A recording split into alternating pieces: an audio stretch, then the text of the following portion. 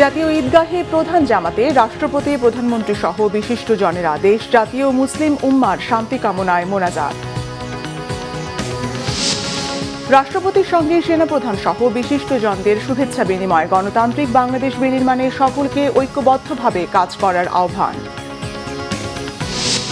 বিশিষ্টজনদের সঙ্গে প্রধানমন্ত্রীর শুভেচ্ছা বিনিময়, প্রত্যাশিত দেশ গড়তে সবার সহযোগিতা কামনা, বাবা মার কবর জিয়ারত তারেক রহমানের।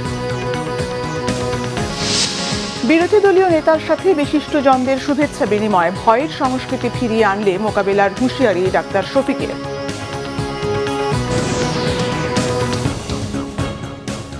দেখছিলেন ক্রাউন সিমেন্ট সংবাদ শিরোনাম। এবারে বিস্তারিত।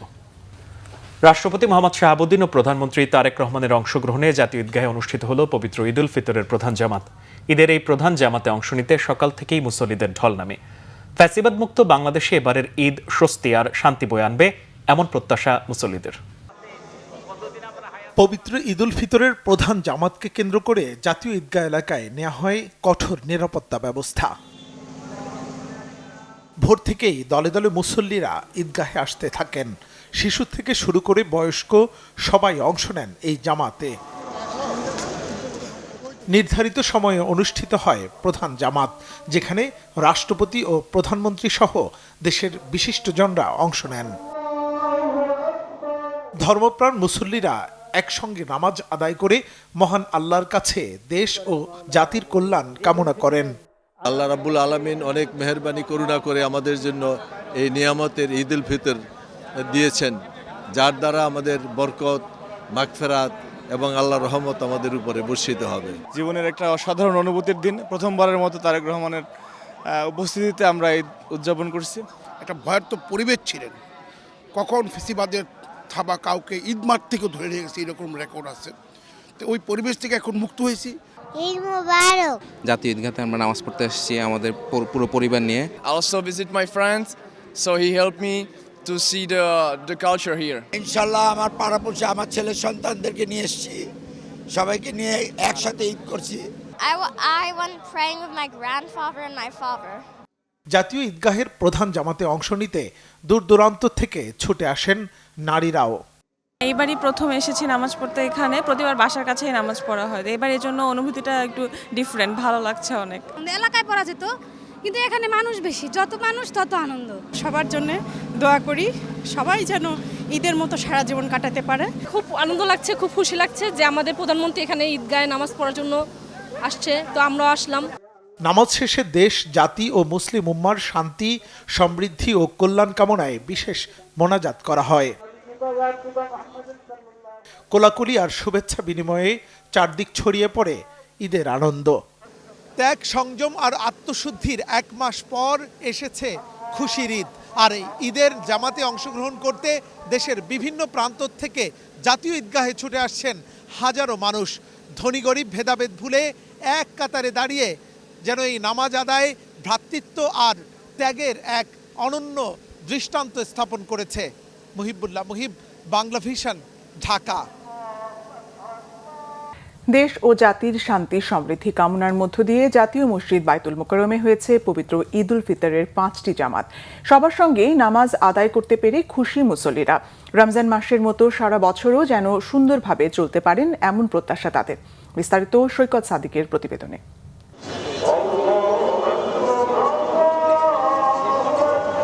জাতীয় মসজিদ বায়তুল মোকাররম সকাল 7টায় হয়েছে ঈদের প্রথম জামাত। ইমামতি করেন জ্যেষ্ঠ পেশ ইমাম মাওলানা মিজানুর রহমান। রাজধানীর শত শত মুসল্লি শরীক হন এই জামাতে। টানা 1 মাস সিয়াম সাধনার পর মুসল্লিরা ঈদের আনন্দ ভাগাভাগি করতেই অংশ নেন ঈদের নামাজে। নিজের পরিবার ও দেশের জন্য দোয়া করেন তারা। আমাদের দেশটির জন্য দোয়া করেছি এবং দেশবাসীর জন্য দোয়া করেছি, আমরা যেন শান্তিতে দেশে থাকতে পারি। আমাদের মধ্যে এখন আনন্দ বয়ে যাচ্ছে। আমরা সকলকে ঈদের শুভেচ্ছা জানাচ্ছি। ঈদ মোবারক। রমজানের যে শিক্ষাটা, মানে তাকওয়ার শিক্ষা, আল্লাহকে ভয় করে চলার যে শিক্ষা এবং মানুষের প্রতি মানবিক আচরণ করার যে শিক্ষা, সহানুভূতির শিক্ষা, যেটা আমরা রমজান থেকে পাইলাম, এটা যেন সারা বছর আমাদের বাস্তব জীবনে কাজে লাগাতে পারি। সকাল 9টায় হয় দ্বিতীয় জামাত। নামাজের আগে বয়ানে দেশ ও বিশ্ব মুসলিম জাহানের সার্বিক পরিস্থিতি তুলে ধরা হয়। প্রত্যেক জামাত শেষে খুতবার পর দোয়া আদায় করা হয়। দীর্ঘ মুনাজাতে উঠে আসে ইহকাল ও পরকালের নাজাতের দোয়া।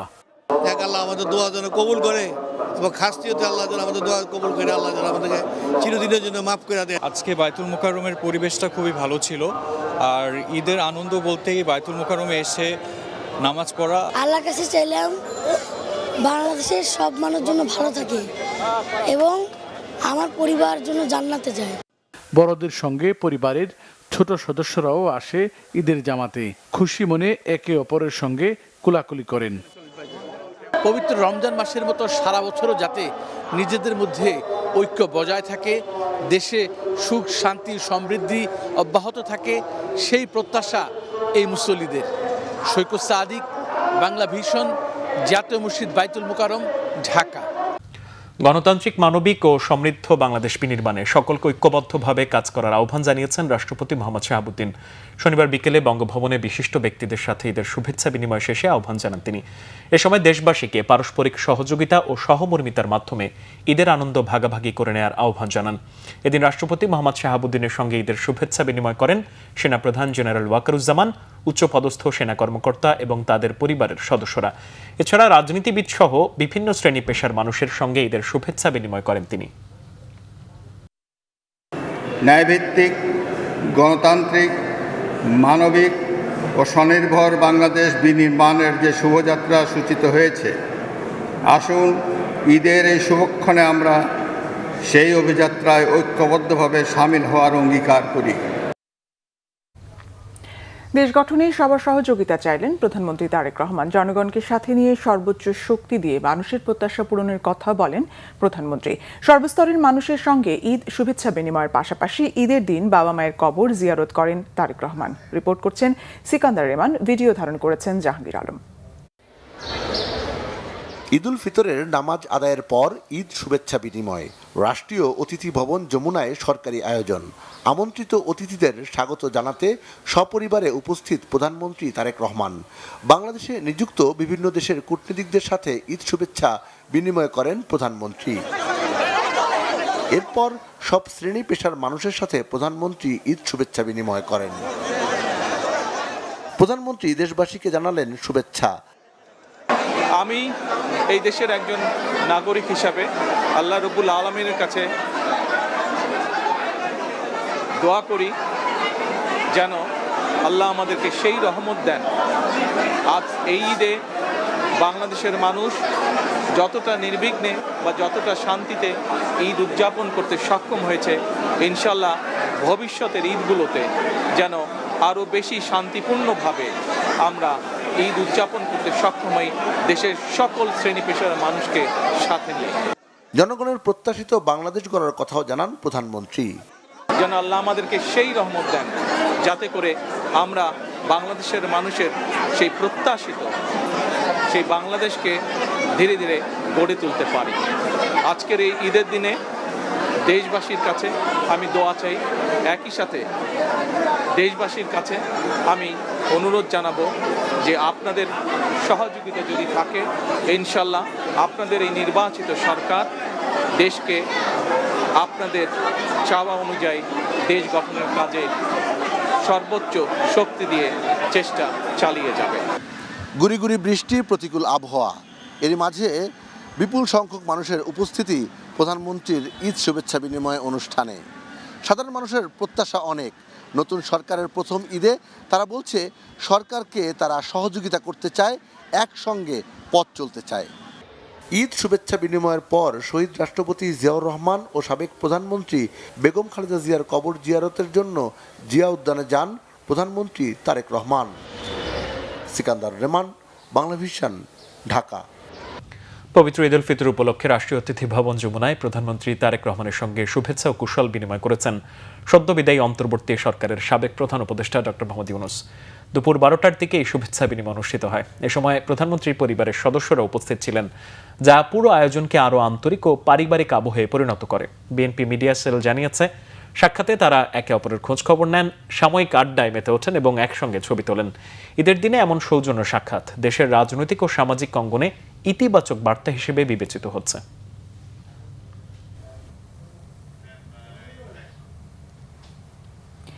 জাতীয় সংসদের স্পিকার হাফিজউদ্দিন আহমেদ বলেছেন, যে স্বপ্ন ধারণ করে এই দেশে 1971 সালে মহান মুক্তিযুদ্ধ সংঘটিত হয়েছিল, সেই স্বপ্ন আজও বাস্তবায়িত হয়নি। শনিবার সকালে জাতীয় সংসদ ভবন প্রাঙ্গণে ঈদ জামাত শেষে গণমাধ্যম কর্মীদের সঙ্গে আলাপকালে তিনি এই মন্তব্য করেন। নবনির্বাচিত জাতীয় সংসদ ও জনগণ সবাই মিলে মুক্তিযুদ্ধের সেই চেতনা বাস্তবায়িত করতে সক্ষম হবেন বলে স্পিকার আশা করেন। হাফিজউদ্দিন আহমেদ বলেন, বাংলাদেশে গণতন্ত্রের নবযাত্রা শুরু হয়েছে। জনগণ অনেক আশা আকাঙ্ক্ষা নিয়ে একটি দল ও জনপ্রতিনিধিদের নির্বাচিত করেছে। এই জাতীয় সংসদের সদস্যরা সবাই মিলে জনগণের আশা আকাঙ্ক্ষার প্রতিফলন ঘটাতে সক্ষম হবেন বলে মনে করেন তিনি। এছাড়া ঢাকা উত্তর সিটি কর্পোরেশন ডিএনসিসির উদ্যোগে রাজধানীর আগারগাঁওয়ে বাংলাদেশ চীন মৈত্রী সম্মেলন কেন্দ্র সংলগ্ন পুরাতন বাণিজ্য মেলার মাঠে কেন্দ্রীয় ঈদ জামাত অনুষ্ঠিত হয়। বিএনসিসি প্রশাসক মোহাম্মদ শফিকুল ইসলাম খান এই জামাতে নামাজ আদায় করেন ও উপস্থিত মহানগরবাসীর সঙ্গে ঈদের শুভেচ্ছা বিনিময় করেন।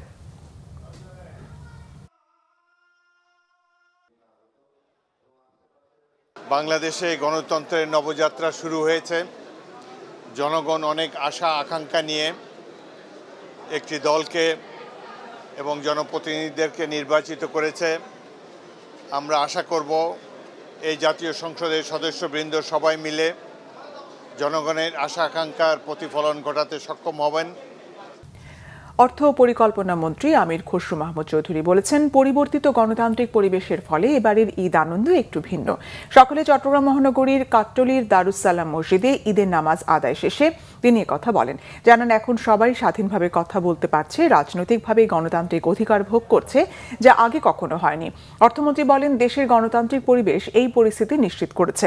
জাতি, ধর্ম, বর্ণ নির্বিশেষে সব শ্রেণী পেশার মানুষ এখন ভিন্ন পরিবেশে ঈদের আনন্দ উপভোগ করছে। একটি দেশের পরিবর্তিত পরিবেশে, একটি গণতান্ত্রিক পরিবেশে দিকে আমরা আমার মনে হয় এইবারের আনন্দটা একটু ভিন্ন। আমরা সবাই আজকে আমাদের যে মালিকানা ফিরে পাওয়ার কথা ছিল, মনে হয় নির্বাচনের পরে সেটা বহুলাংশে আমরা ফিরে পেয়েছি। এই ঈদের আনন্দ একটু অতিরিক্ত আনন্দ অনুভব করছি সবাই মিলে। রাজধানীর ধূপখোলা মাঠে ঈদুল ফিতরের নামাজ আদায় করেছেন মুক্তিযুদ্ধ বিষয়ক প্রতিমন্ত্রী ইশরাক হোসেন। সকালে ধূপখোলা মাঠে দলীয় নেতাকর্মীদের সাথে নিয়ে ঈদের প্রথম জামাত আদায় করেন তিনি। এ সময় নিজের এবং মুক্তিযুদ্ধ বিষয়ক মন্ত্রণালয়ের পক্ষ থেকে সকলকে ঈদ শুভেচ্ছা জানান। নিজ নির্বাচনী এলাকা ঢাকা ৬ আসনের বাসিন্দাদের বিশেষভাবে শুভেচ্ছা জানান ইশরাক হোসেন। সবসময় তাদের পাশে থাকার অঙ্গীকার করেন। সবার জন্য আনন্দময় ঈদ উদযাপন কামনা করেন মুক্তিযুদ্ধ বিষয়ক প্রতিমন্ত্রী। দেশব্যাপী এবং বিশ্বব্যাপী মুসলিম জাহানের সকল সদস্যদের জানাই ঈদের শুভেচ্ছা ও অভিনন্দন। আমি আশা রাখি যে আমাদের এই আজকের ঈদের যে একটা মেলবন্ধন, এই মধ্য দিয়ে আগামী দিনে বাংলাদেশে শান্তি প্রতিষ্ঠা পাবে। এবং আমি বিশেষ করে ঢাকা ৬-এর যারা আমার ভোটারগণ রয়েছেন, যারা আমাকে ভোট দিয়ে ঢাকা ৬ আসন থেকে সংসদ সদস্য নির্বাচিত করেছেন, তাদেরকে বিশেষভাবে ঈদের শুভেচ্ছা এবং অভিনন্দন জানাচ্ছি।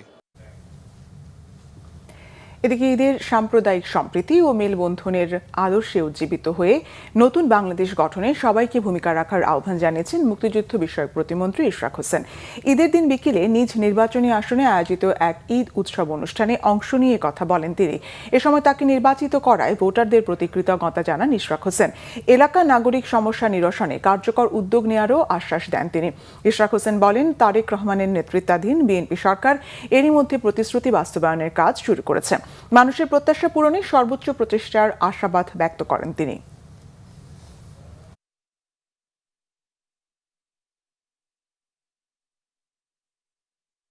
আমাদের এলাকার সমস্ত সমস্যা নিয়ে আমরা সেটাকে সমাধান করার জন্য সংসদের প্রয়োজনীয় কথা বলবো, বা যে মন্ত্রণালয়ে যেতে হয় সেখানে গিয়ে আমরা একে একে সমাধান করবো ইনশাআল্লাহ।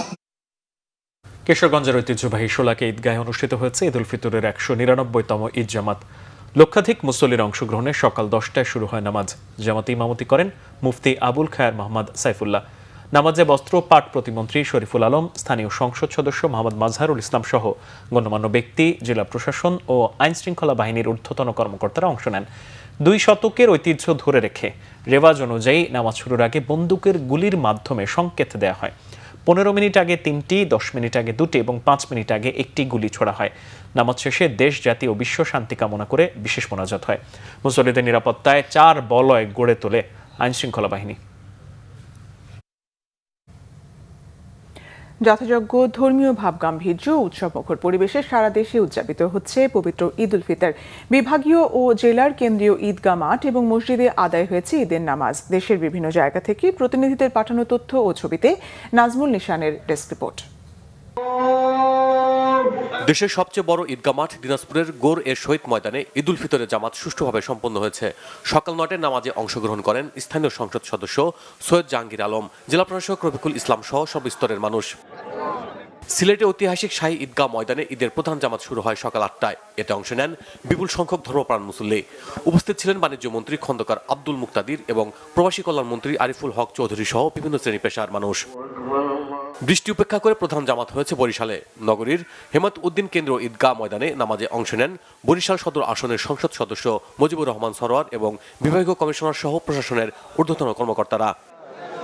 ফরিদপুরে প্রধান ঈদগাহ সহ বিভিন্ন স্থানে ঈদের জামাত হয়েছে। নামাজ আদায়ের জন্য বিভিন্ন ঈদগাহ ও মসজিদগুলো মুসল্লিদের উপস্থিতিতে কানায় কানায় পূর্ণ হয়ে ওঠে। সকাল 10টায় আটরশি বিশ্ব জাকির মঞ্জিলে নামাজ আদায় করেন ফরিদপুর 4 আসনের সংসদ সদস্য শহীদুল ইসলাম বাবুল। প্রায় 2500 মাঠ ও মসজিদে পবিত্র ঈদ উল ফিতরের জামাত হয়েছে ময়মনসিংহে। সকাল 8টায় প্রধান জামাত হয় নগরীর আঞ্জুমান ঈদগাহ ময়দানে। মুসল্লিদের সাথে শুভেচ্ছা বিনিময় করেন ময়মনসিংহ সদর আসনের সংসদ সদস্য আবু ওহাব আকন্দ। নাটোরের কেন্দ্র ঈদগাহ ময়দানে ঈদের প্রথম জামাতে নামাজ আদায় করেছেন জাতীয় সংসদের হুইপ অ্যাডভোকেট রুহুল কুদ্দুস তালুকদার দুলু। জামাতে ইমামতি করেন হাফেজ মাওলানা মফিজুর রহমান। উপস্থিত ছিলেন অতিরিক্ত জেলা প্রশাসক, বিএনপি অঙ্গ ও সহযোগী সংগঠনের নেতাকর্মীরাও। ঈদের নামাজ আদায় হয়েছে রাজশাহীর বিভিন্ন জায়গায়। প্রধান জামাতে নামাজ আদায় করেন ভূমিমন্ত্রী মিজানুর রহমান মিনু, সিটি কর্পোরেশনের প্রশাসক মাহফুজুর রহমান রিটন, জেলা পরিষদের প্রশাসক অ্যাডভোকেট এরশাদ আলী ঈশা সহ প্রশাসনের ঊর্ধ্বতন কর্মকর্তারা। বিপুল উৎসাহ উদ্দীপনার মধ্যে দিয়ে নামাজ আদায় হয়েছে নরসিংদীতে। সদরে জিনিসপুর ঈদগাহ মাঠে নামাজ পড়েন বিএনপির যুগ্ম মহাসচিব ও নরসিংদী 1 আসনের সংসদ সদস্য খায়রুল কবির খোকন। বৈরী আবহাওয়ার কারণে রংপুরে ঈদের প্রধান জামাত হয়েছে জেলা মডেল মসজিদে। সকাল 8:30টায় এতে নামাজ আদায় করেন রংপুর 3 আসনের সংসদ সদস্য মাহবুবুর রহমান বেলাল, সিটি কর্পোরেশনের প্রশাসক অ্যাডভোকেট মাহফুজ উন নবী ডন, জেলা প্রশাসক মোহাম্মদ এনামুল আহসান সহ বিশিষ্টজনরা। সকাল 8টায় ঈদের জামাত শুরু হয় খুলনা টাউন জামে মসজিদে। নামাজ আদায় করেন সিটি কর্পোরেশনের প্রশাসক নজরুল ইসলাম মঞ্জু, মহানগর বিএনপির সভাপতি অ্যাডভোকেট শফিকুল আলম মনা ও বিভাগীয় কমিশনার মোহাম্মদ মুক্তার আহমেদ সহ বিভিন্ন শ্রেণী পেশার মানুষ। এছাড়া টাঙ্গাইল, রাঙ্গামাটি, গোপালগঞ্জ সহ দেশের বিভিন্ন জায়গায় ঈদের জামাত অনুষ্ঠিত হয়। Bangla vision news desk. পবিত্র ঈদ উল ফিতরে ঢাকা বিশ্ববিদ্যালয় কেন্দ্রীয় মসজিদুল জামিয়ায় পবিত্র ঈদ উল ফিতরের 2টি জামাত হয়েছে। সকাল 8টায় হয় ঈদের প্রথম জামাত এবং দ্বিতীয় জামাত হয় সকাল 9টায়। প্রথম জামাতে ইমামতি করেন মসজিদের সিনিয়র ইমাম খতিব হাফেজ মাওলানা নাজির মাহমুদ এবং দ্বিতীয় জামাতে ইমামতি করেন মসজিদের সিনিয়র মুয়াজ্জিন MA জলিল। উভয় জামাতে দেশ ও জাতির সমৃদ্ধি ও কল্যাণ কামনা সহ বিশ্ব শান্তির জন্য বিশেষ প্রার্থনা করা হয়। এছাড়া বিশ্ববিদ্যালয়ের সলিমুল্লাহ মুসলিম হল, জামে মসজিদ সহ বিশ্ববিদ্যালয়ের বিভিন্ন জায়গায় ঈদ উল ফিতরের জামাত অনুষ্ঠিত হয়। প্রিয়জনের টানে ঈদের দিনেও বাড়ি ফিরছেন অনেকে। রাজধানীর বাস টার্মিনালগুলোতে সকাল থেকেই মানুষের উপস্থিতি ছিল চোখে পড়ার মতো। ভিড় এড়িয়ে একটু স্বাচ্ছন্দ্যে যাতায়াতের উদ্দেশ্য ছিল অনেকেরই। অনেকে আবার কর্মব্যস্ততায় আগে সময় না পাওয়াতেই এখন বাড়ির পথে। মামুন আব্দুলের রিপোর্ট।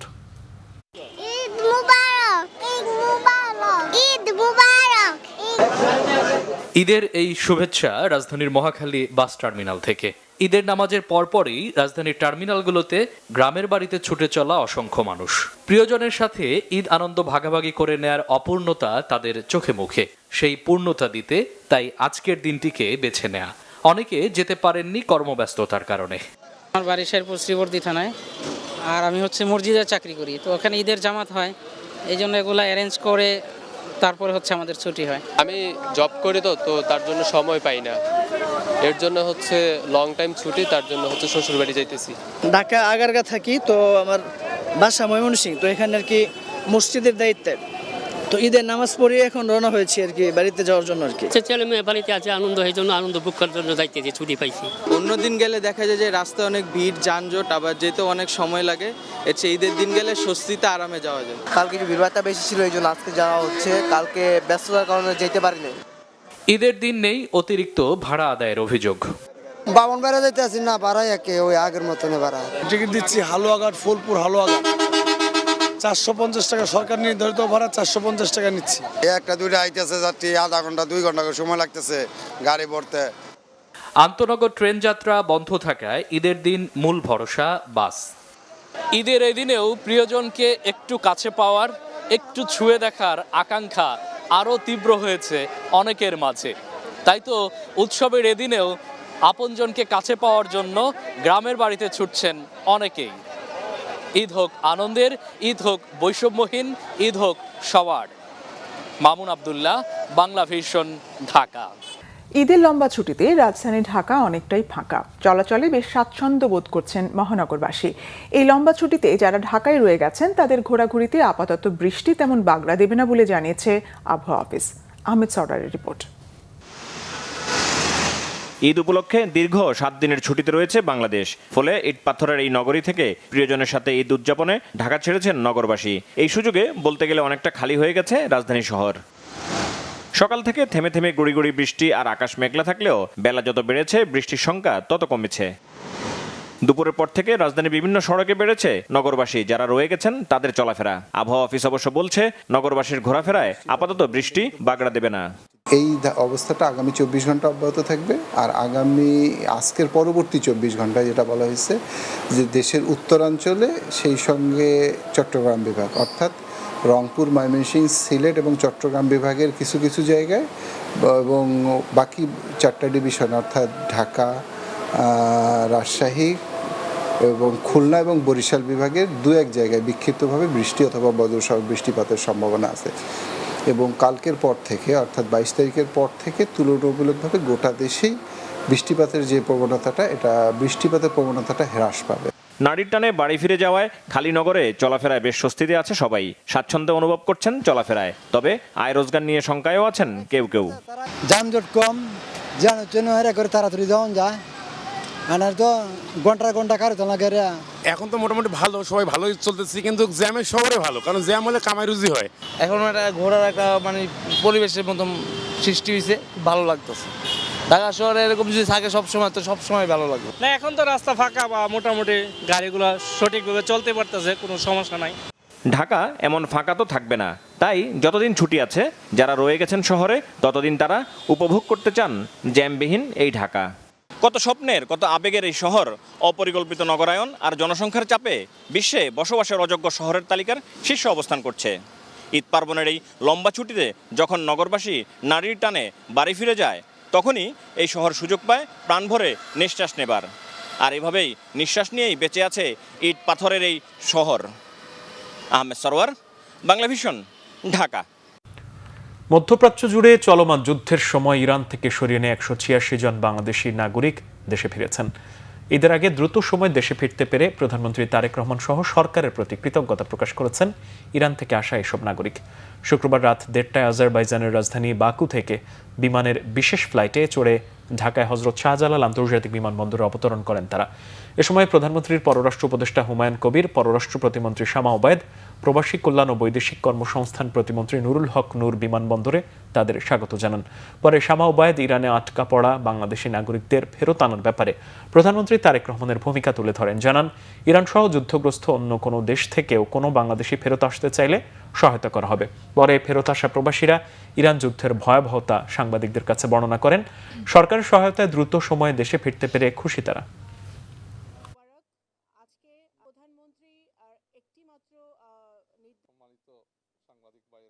আজকে যে 186 জন যাত্রী এখানে আসছেন, আলহামদুলিল্লাহ পৌঁছেছেন সুস্থভাবে। এটার জন্য একটা যৌথ উদ্যোগ আমাদের দূতাবাসগুলো প্রত্যেক জায়গায় যেখানে মানে ঐক্যবদ্ধভাবে যেখানে কোঅর্ডিনেট করার দরকার মানে সর্বোচ্চ কোঅর্ডিনেশন দিয়েছেন। এর জন্য ধন্যবাদ জানাই আমাদের দূতাবাসের কর্মকর্তাগণদেরকে। 4 দিন মতো তাদের রাস্তায় থাকতে হয়েছে, জীবনের ঝুঁকি নিয়ে তাদের ফেরত আসতে হয়েছে।